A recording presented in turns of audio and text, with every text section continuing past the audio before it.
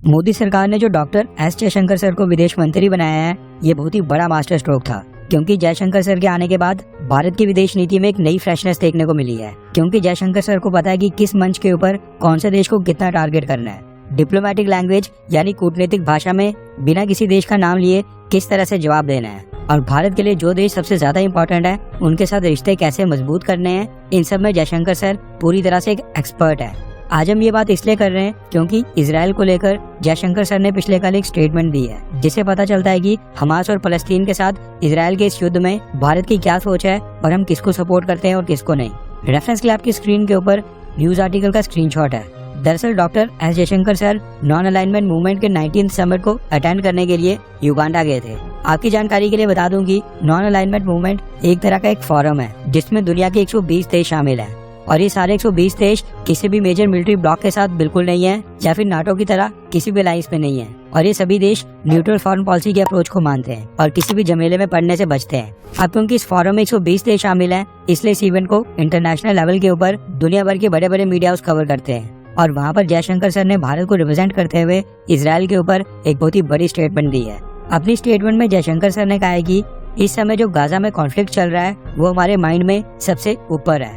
ये जो humanitarian crisis सामने आ गया है, इसके लिए हमें एक सस्टेनेबल यानी लंबे समय तक चलने वाला एक सॉल्यूशन निकालना पड़ेगा जिससे अफेक्टेड लोगों को तुरंत सहायता मिले। लेकिन हमें इस चीज में भी पूरी तरह क्लियर होना पड़ेगा कि आतंकवाद और आम लोगों को होस्टेज यानी बंदी बनाकर अपने पास रखना ये पूरी तरह से अनएक्सेप्टेबल है। इसको बिल्कुल भी बर्दाश्त नहीं किया जाना चाहिए। जयशंकर सर ने कहा कि ह्यूमैनिटेरियन क्राइसिस के ऊपर तो नजर डालनी चाहिए, लेकिन हमास के आतंकवाद और सिविलियंस को होस्टेज बनाने के काम को भी नजरअंदाज नहीं करना चाहिए। जयशंकर सर ने आगे कहा कि लॉन्ग टर्म में भारत 2 स्टेट सॉल्यूशन के समर्थन में है, जहां पर फलस्तीन के लोग सिक्योर बॉर्डर में जी सकें। हम सभी को इजराइल और फलस्तीन के बीच 2 स्टेट सॉल्यूशन को हकीकत बनाने के लिए कलेक्टिव एफर्ट्स करने चाहिए, क्योंकि आज की डेट में किसी भी देश की ग्रोथ और प्रोग्रेस पीस, शांति और स्टेबिलिटी के ऊपर ही निर्भर करती है।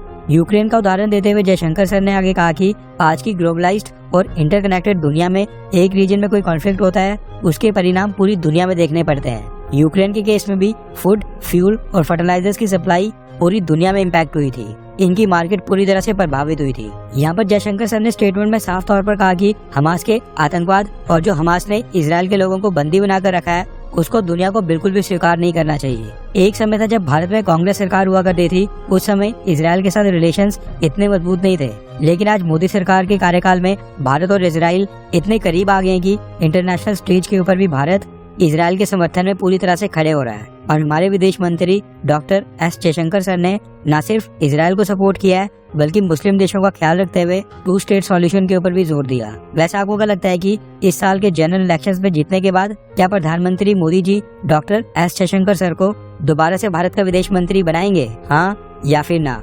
नीचे कमेंट करके अपनी राय जरूर बताएं।